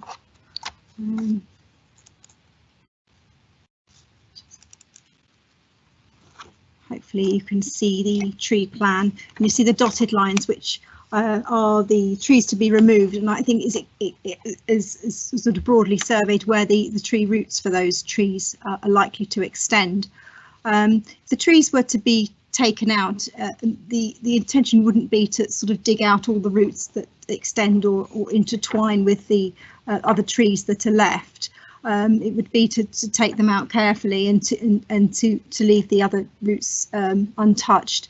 Where there is a slight overlap, I would guess that the roots would just decay in time, and so T5 wouldn't be disturbed in any way. There's another question about where would the trees being planted in a different place, and would they affect the integrity of the 12 apostles. The intention very much from the applicants is to plant 2 new trees, one either side of the path, but slightly further back from the path within the existing graveyard. And again, has been work done, and the grave maps were looked at when the earlier application came in to look at possible locations.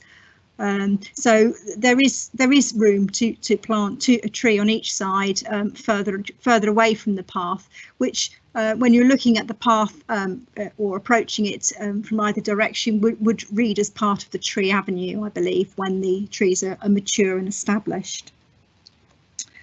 I think we had another question from Councillor Magali about what's being done to save the other trees. Well, all the trees down the path are subject of a tree preservation order, including the ones that are being looked at tonight. And the implication of that is that every proposal to either do works to the trees, live works to the trees, or to fell the trees has to be subject of an application to the local authority, so it's subject to scrutiny. While we can't say or keep the remaining trees as sacrosanct, they're living organisms, and who knows what, how much they will grow, or whether they'll maybe won't get struck by lightning or whatever. We have to keep an open mind on the health and condition of the trees. The intention at this stage from the applicants is to retain the remaining trees and just to focus on widening the path or improving the path, repairing the path by taking out T6 and T7. And if further works are required, then they would be subject to future applications, which could be called into a future committee. I think that's all the questions, Chair. Thank you.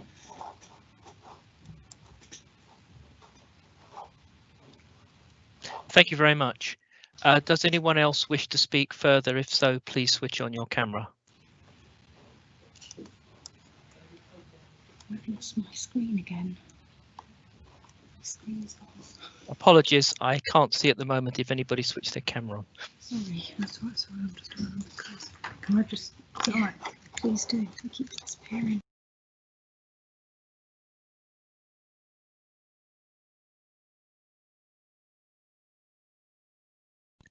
Thank you. All committee members have had the opportunity to speak, so we will move on to the vote. A recorded vote on the application will be taken by a Democratic Service Officer on behalf of the Chair. Members of the committee will be called upon to vote in alphabetical order. Once you are live, please unmute your microphone to ensure the camera is on and state whether you are for or against the recommendation or if you abstain.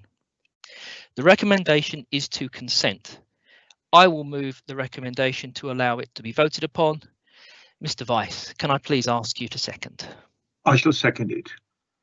Thank you. Would the Democratic Services Officer please call the vote? Thank you, Chair. This is a recorded vote being taken on agenda item 6, St Nicholas Church, Church Road, Pound Hill, Crawley. Committee members are asked to vote for or against the application, the recommendation before them, or by way of abstention. Please ensure your video feed is live before declaring your vote. Councillor Ascough. Against. Councillor Belbin. Against. Councillor Irvine. For. Councillor Jaggard. Against.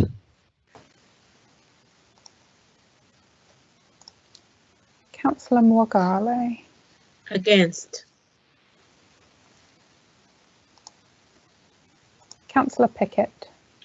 Against. Councillor Purdy. For.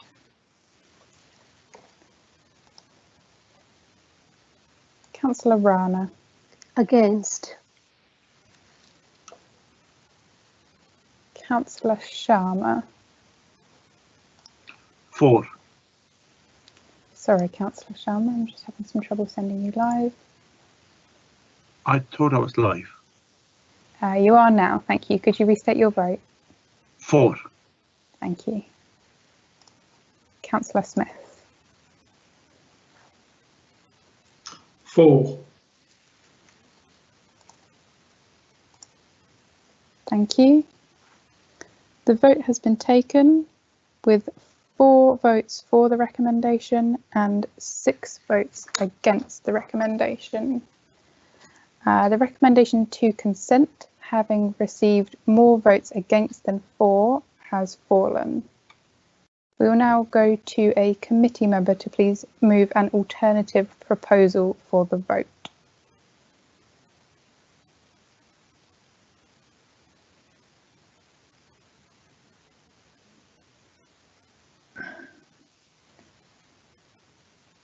We can seek some advice here from the planning officers.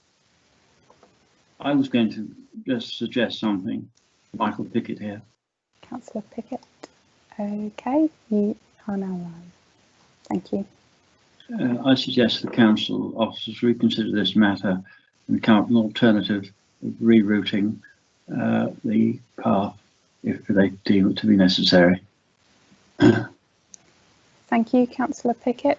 Could the planning officer please turn on their camera in order to respond to the query raised?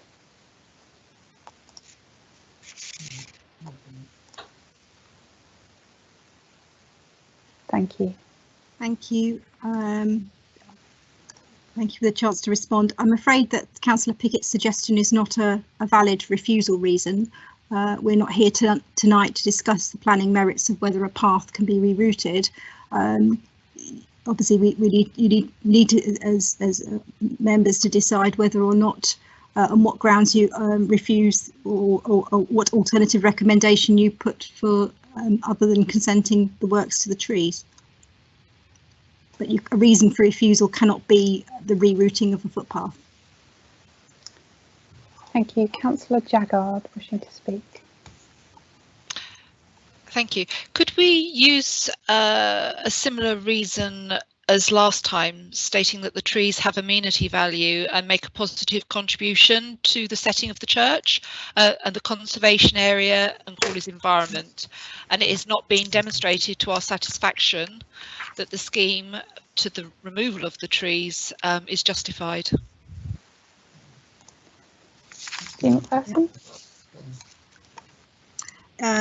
Councillor Jaggard, yeah, that would be a defendable reason for refusal.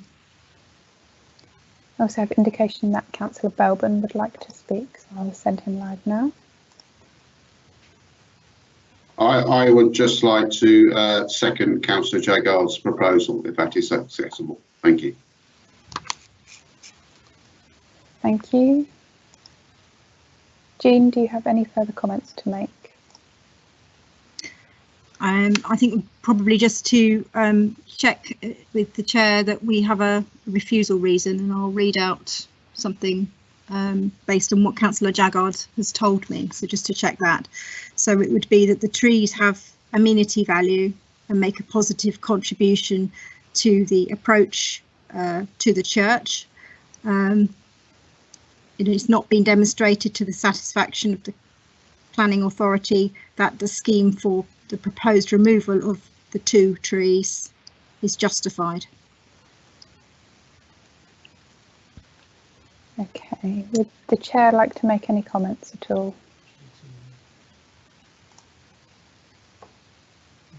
Thank you very much indeed. Thank you very much for the proposed wording for refusal. Before I move to a vote on that, are there any other members who would like to comment? We have Councillor Irvine wishing to speak. Thank you. I was just wondering, actually, in cases like this, which is a tree preservation order, I believe, does the applicant actually have a right of appeal to the planning inspector over this? Yes. Jean McPherson? I'm on, yeah. Yes, they do. And there's also, I think fair to say, there's a risk of compensation as well on costs for refusal reasons. So it's the same appeal rights as before, but under the tree regulations, there could also be a compensation claim. So you need to be aware of that as a committee. Councillor Jaggard, I can see you have your camera on. Are you wishing to speak? Yes, I just want to clarify. When I suggested the reason for refusal, I mentioned that this was also a conservation area. Can that please be included in the reason? Thank you.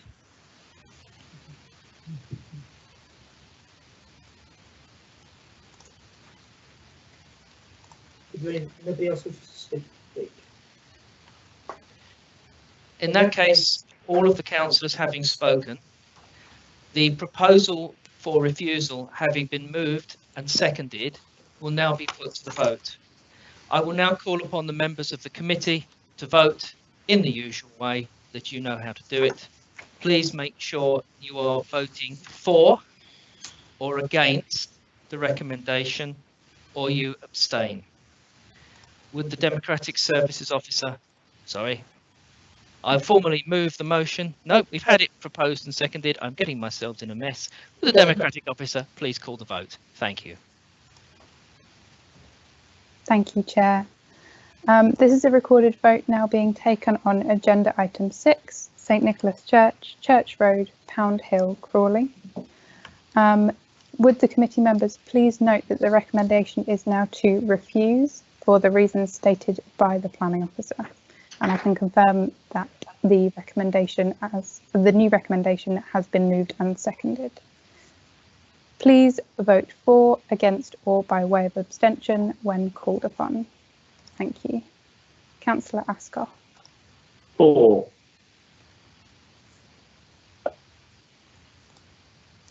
Councillor Belbin. For. Councillor Irvine. Against. Councillor Morgale. For.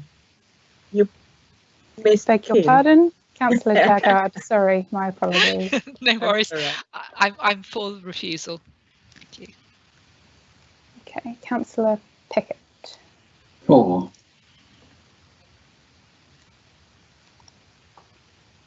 Councillor Purdy. Against.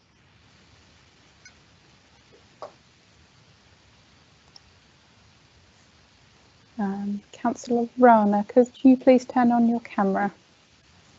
I think I have. It's on. I'm for. Okay, thank you. I don't have the option to send you live, but I can confirm I've received your vote for the recommendation. Councillor Sharma. Against.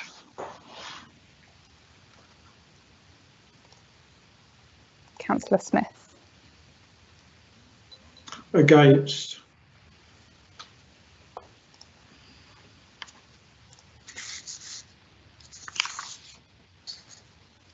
Thank you. I can confirm the recorded vote has been taken with 6 votes for the recommendation to refuse and 4 votes against the recommendation. Thank you very much, Ms Tamplin. Application CR/2020/0210/TPO St Nicholas Church, Church Road, Pound Hill, Crawley has been refused for the reasons given. Thank you very much. We will now move on to agenda item 7, the supplemental agenda. There are no matters this evening for the supplemental agenda. Therefore, with the business of the planning committee being concluded, the meeting is now closed at 21:39. Thank you all very much and good night. Good night. Thank you. Good night. Thank you. Thank you. Good night. Good night, everyone. Thank you.